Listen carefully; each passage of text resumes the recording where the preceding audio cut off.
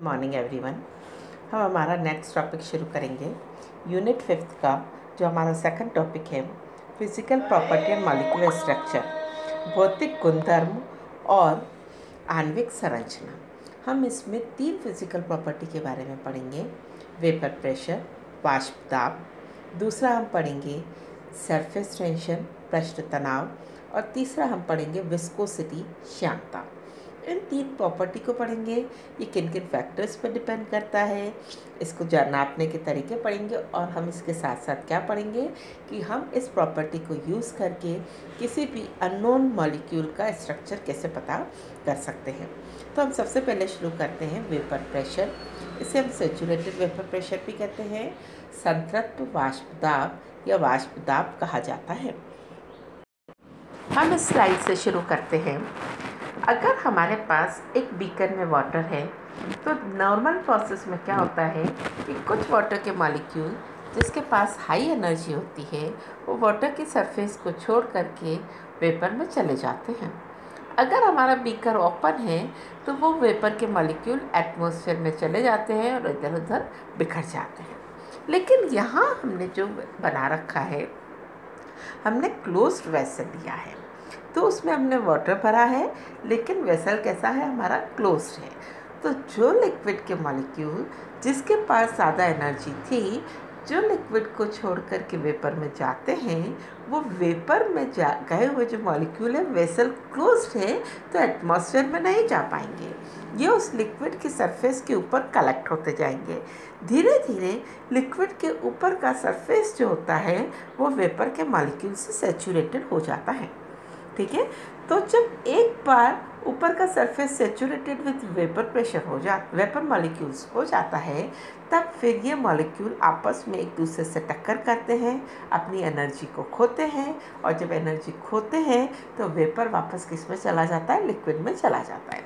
यानी शुरू में लिक्विड के मॉलिक्यूल वेपर में जाते हैं, जब एक बार सैचुरेशन हो जाता है तो कुछ वेपर के मॉलिक्यूल वापस लिक्विड में आते हैं, यानी रिवर्स प्रोसेस होने लगता है धीरे धीरे। यहाँ हमने बता रखा है इसमें कि ये यहाँ पर इन दोनों के बीच में क्या हो जाता है, इन दोनों के बीच में इक्विलिब्रियम बन जाता है।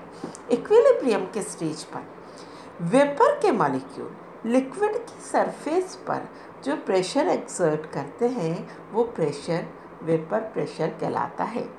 ये कंडीशन सैचुरेशन की कंडीशन में आता है, इसलिए हम इसे सैचुरेटेड वेपर प्रेशर भी कहते हैं। यहाँ हमने क्या डेफिनेशन दी, यहाँ हमने डेफिनेशन दी कि at equilibrium pressure exerted by vapour molecule on the surface of liquid is termed as saturated vapour pressure. संतृप्त अवस्था में साम्यावस्था पर वाष्प के अणुओं द्वारा द्रव की सतह पर लगाया गया दाब संतृप्त वाष्प दाब कहलाता है। नेक्स्ट हम देखेंगे kinetic theory of vapour pressure.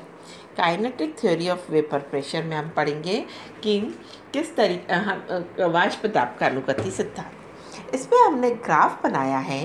Graph किस किस के बीच में बनाया है, इधर हमने y एक्सिस पर नंबर ऑफ मॉलिक्यूल लिए हैं और x एक्सिस पर हमने काइनेटिक एनर्जी ली है। जब इन दोनों के बीच में हमने ग्राफ बनाया है, ग्राफ हमने पहले एक टेम्परेचर T1 पे बनाया है, तो हमारा ग्राफ आप देख रहे हो कैसा है, इस तरीके से है। इसमें एक पीक है और इस तरीके से एनर्जी का डिस्ट्रीब्यूशन शो करता है। ये ग्राफ वास्तव में क्या शो कर रहा है कि लिक्विड के मॉलिक्यूल में काइनेटिक एनर्जी का डिस्ट्रीब्यूशन इस तरीके से होता है।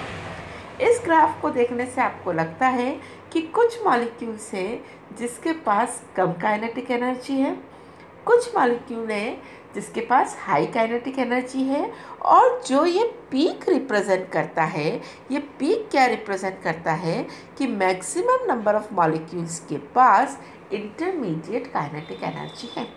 ठीक है बच्चों, इस kinetic theory of vapour pressure में हमें क्या पता लगा, हमें पता लगा कि लिक्विड के सभी मॉलिक्यूल्स के पास सेम काइनेटिक एनर्जी नहीं होती है। कुछ के पास एनर्जी बहुत कम होती है, कुछ के पास एनर्जी बहुत ज़्यादा होती है, और ज़्यादातर मॉलिक्यूल्स के पास एनर्जी इन बिटवीन होती है। Intermediate number of molecule having intermediate kinetic energy are maximum. दूसरी बात हमने इस ग्राफ में क्या देखी, पहली बात हमने ये देखी। दूसरी बात हमने क्या देखी कि जब हम ग्राफ का टेम्परेचर यहाँ हम क्या कर रहे हैं, T1 से T2 कर देते हैं, T1 से हमारा टेम्परेचर T2 हो जाता है, तो हम इस ग्राफ में कुछ चेंज फील करते हैं। क्या चेंज होता है? पहला चेंज तो जो आप देख रहे हो वो क्या होता है कि ग्राफ बिकम ब्रॉडर, उसका एरिया बढ़ जाता है, ठीक है।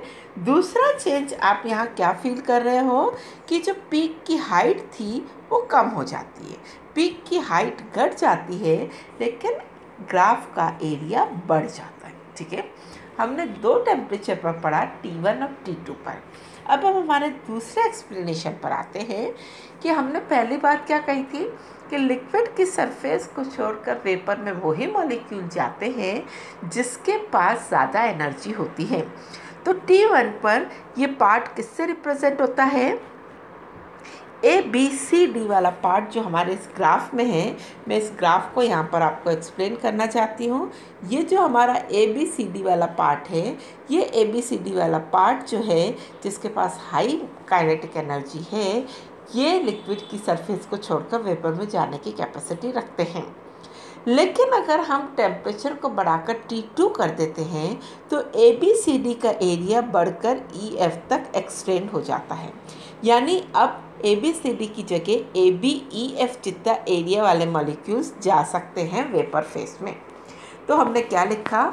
ABEF is greater than ABCD, यानी जब हम टेम्परेचर बढ़ा देते हैं तो ज़्यादा नंबर ऑफ़ मॉलिक्यूल्स के पास ज़्यादा काइनेटिक एनर्जी होती है, ज़्यादा नंबर ऑफ़ मॉलिक्यूल्स के पास इतनी काइनेटिक एनर्जी होती है कि वो लिक्विड की सरफेस को छोड़ करके वेपर में जा सकते हैं। तो हमारा कंक्लूजन इस kinetic theory of vapour pressure से क्या आया कि जब हम टेम्परेचर बढ़ाते हैं तो नंबर ऑफ़ मॉलिक्यूल्स लिक्विड की सरफेस को छोड़कर वेपर में जाने वाले बढ़ जाते हैं और इसलिए नंबर ऑफ़ मॉलिक्यूल ज़्यादा हो जाएगा तो ज़्यादा प्रेशर एक्सर्ट होगा। तो हमने क्या कहा? टेम्परेचर में बढ़ने के साथ साथ हमारे वेपर प्रेशर के मान में भी इंक्रीज़ आता है। हमने यहाँ क्या कहा कि with the rise in temperature vapour pressure increases. हम इसको दूसरी तरीके से भी पढ़ सकते हैं। क्लेसियस-क्लैपेरॉन इक्वेशन जो है वो हमें बताता है कि प्रेशर पर टेम्परेचर का डिपेंडेंस किस तरीके से होता है। क्लेसियस-क्लैपेरॉन इक्वेशन क्या है? dP/dt is equal to delta HV/T Vg minus VL. What is dP dt? dP naturally infinite small change in pressure, dt infinite small change in temperature. तो dP/dt क्या कहलाएगा? क्या लिखा हमने? Rate of change of pressure with change in temperature. ताप के साथ साथ वाष्प में परिवर्तन की दर कहलाता है, ठीक है। ये क्या कहलाता है? dP/dt क्या कहलाता है? ताप में परिवर्तन के साथ साथ वाष्प में परिवर्तन की दर। डेल्टा HV क्या कहलाता है? Molar latent heat of vaporisation, वाष्पन की गुप्त ऊष्मा, मोलर वाष्पन की गुप्त ऊष्मा। T टेम्परेचर जिस एक्सपेरिमेंट कर रहे हैं, नाम से ही पता लग रहा है। Vg क्या होगा? गैस का वॉल्यूम होगा और VL क्या होगा? लिक्विड का वॉल्यूम होगा। हम सब जानते हैं वेपर का वॉल्यूम ज़्यादा होता है, लिक्विड का वॉल्यूम कम होता है। तो हम क्या कहते हैं? Vg is very very much greater than VL। तो Vg माइनस VL को हम नियरली किसके इक्वल मानते हैं? Vg के इक्वल मानते हैं। तो हमारी इक्वेशन हम चेंज करके क्या लिख सकते हैं? Vg माइनस VL को हमने क्या लिखा? Vg लिख दिया। तो हमारी इक्वेशन क्या हो गई? dP/dt is equal to delta HV/T Vg। हम इसको रीअरेंज करेंगे। जब हम इसे रीअरेंज करते हैं तो dP/P को एक तरफ, पहले हम Vg की वैल्यू रखेंगे। Vg की वैल्यू हम कहाँ से लाएंगे? हम सब जानते हैं PV is equal to RT। तो V इज इक्वल टू क्या हो जाएगा? RT/P। तो Vg की जगह हमने क्या रखा? RT/P। जब इसे हम रखते हैं तो हमारे पास इक्वेशन क्या हो जाती है? यहाँ पर हमारे पास इक्वेशन हो जाती है dP/dt is equal to delta HV into P/RT square. हम इसे रीअरेंज करेंगे, पी को एक तरफ कर देंगे और टी को एक तरफ कर देंगे, तो ये पी इधर आकर के हमारे पास इक्वेशन क्या हो जाएगी, D P upon P is equal to delta H V upon R बाहर ले लिया, D T upon T square हमने अंदर ले लिया। अब हम इस इक्वेशन को इंटीग्रेट करेंगे। प्रेशर की लिमिट क्या है, lower limit P1 upper limit P2, तो dP अपॉन P को इंटीग्रेट करेंगे P1 P2 के बीच में, और dt अपॉन टी स्क्वायर को हम इंटीग्रेट करेंगे लोअर लिमिट T1 से अपर लिमिट T2 के बीच में। इसका इंटीग्रेशन क्या होगा, log n P2 upon P1, हमने इसे डायरेक्ट log 10 में कन्वर्ट कर दिया, तो हमने क्या लिखा 2.303 log 10 P2 अपॉन P1। यहाँ dt अपॉन टी स्क्वायर का इंटीग्रेशन क्या होता है, 1 अपॉन टी, जिसकी upper limit T2 lower limit T1, तो एक बार क्या हो जाएगा 1 अपॉन T1, दूसरी बार माइनस रख के क्या आ जाएगा 1 अपॉन T2। जब हम इसे सॉल्व करते हैं तो हमारे पास फाइनल इक्वेशन आती है 2.303 log 10 P2 upon P1 is equal to delta H V T2 minus T1 upon T1 T2। हमने कहा टेम्परेचर बढ़ने के साथ साथ वेपर प्रेशर के मान में इंक्रीज़ होता है। अभी हम एक और तरीके से देखेंगे, लेकिन ये क्लेसियस क्लैपेरॉन इक्वेशन हमें बताती है कि अगर T1 पर वेपर प्रेशर P1 है तो आप T2 पर वेपर प्रेशर इस इक्वेशन से कैलकुलेट कर सकते हो। जब आप कैलकुलेट करके देखोगे तो आपको पता लगेगा अगर T1 से T2 बढ़ जाता है तो P1 से P2 भी बढ़ जाता है। हम इसी बात को एक और तरीके से भी प्रूव करेंगे कि टेम्परेचर बढ़ने के साथ साथ वेपर प्रेशर का मान बढ़ता है। सिंपलेस्ट तरीका है हमारा, हम इक्वेशन जानते हैं P V is equal to N R T. तो P क्या हो गया, N upon V R T. N क्या है, नंबर ऑफ मोल्स, V क्या है, वॉल्यूम, तो N upon V number of mole पर यूनिट वॉल्यूम क्या कहलाता है, कंसंट्रेशन। तो हमने इक्वेशन क्या कर दी, हमने हमारी इक्वेशन में लिखा P is equal to C R T. अगर C कांस्टेंट है तो हमारा R कांस्टेंट है ही, तो P is directly proportional to T हो गया, यानी प्रेशर टेम्परेचर के साथ साथ बढ़ता है। तो हमने क्या देखा, काइनेटिक थ्योरी ऑफ गैसेस और काइनेटिक थ्योरी ऑफ लिक्विड, और हमने पढ़ा इसके साथ साथ क्लेसियस क्लैपेरॉन इक्वेशन। इससे हमारे पास क्या क्लियर हुआ, इससे हमारे पास क्लियर हुआ कि टेम्परेचर बढ़ने के साथ साथ प्रेशर के मान में इंक्रीज़ होता है।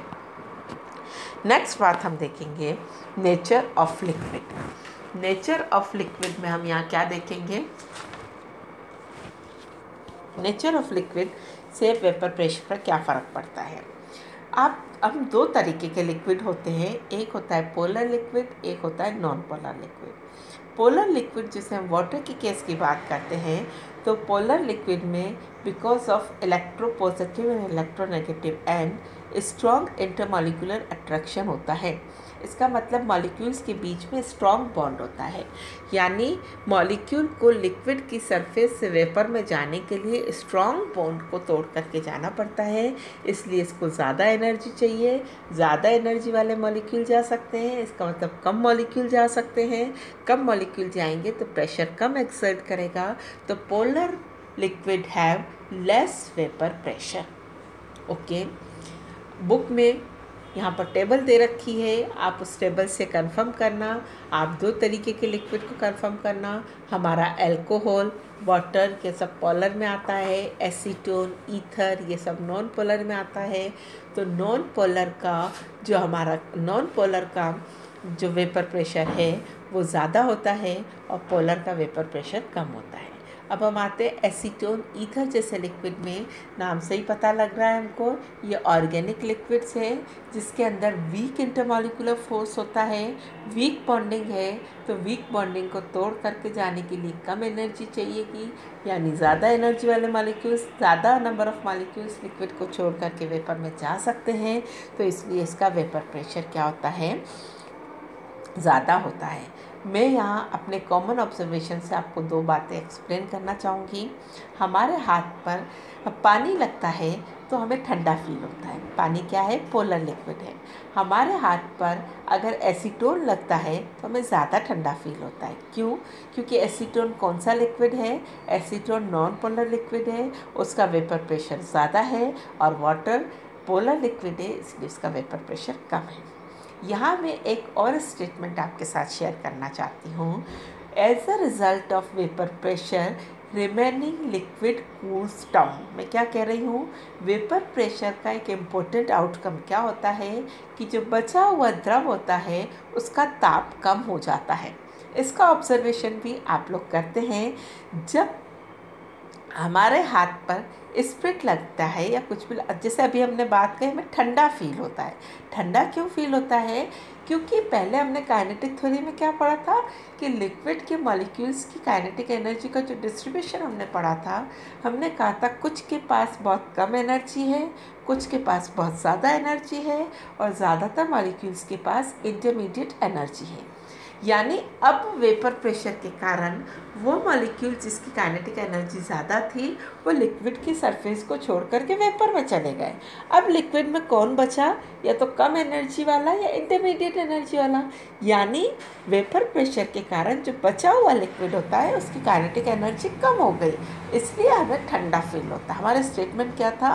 As a result of vapour pressure remaining liquid cools down. हमारे हाथ पर पानी लगता है तो हमें ठंडा फील होता है, क्योंकि कुछ मॉलिक्यूल वेपर में चले जाते हैं तो रिमेनिंग लिक्विड ठंडा फील होता है।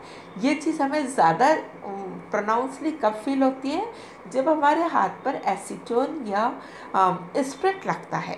हम जब ब्लड टेस्ट कराने जाते हैं तो जो स्वैप हमको लगाते हैं हमें ठंडा फील होता है, क्योंकि उसका वेपर प्रेशर ज़्यादा है। फटाफट वो सरफेस को छोड़कर वेपर में चले जाते हैं, तो जो रिमेनिंग लिक्विड होता है वो ज़्यादा ठंडा हो जाता है और हमें ठंडा फील होता है। हम बच्चों आज के टॉपिक में हमने क्या क्या पढ़ा? हमने पढ़ा वेपर प्रेशर क्या होता है, फिर हमने काइनेटिक थ्योरी पढ़ी, फिर हमने वेपर प्रेशर किन किन 2 फैक्टर्स पर डिपेंड करता है। हमने कहा टेम्परेचर बढ़ने के साथ साथ वेपर प्रेशर बढ़ता है, और दूसरा हमने कहा पोलर लिक्विड में वेपर प्रेशर कम होता है और नॉन पोलर में वेपर प्रेशर ज़्यादा होता है। नेक्स्ट हम आगे नेक्स्ट लेक्चर में पढ़ेंगे। Thank you.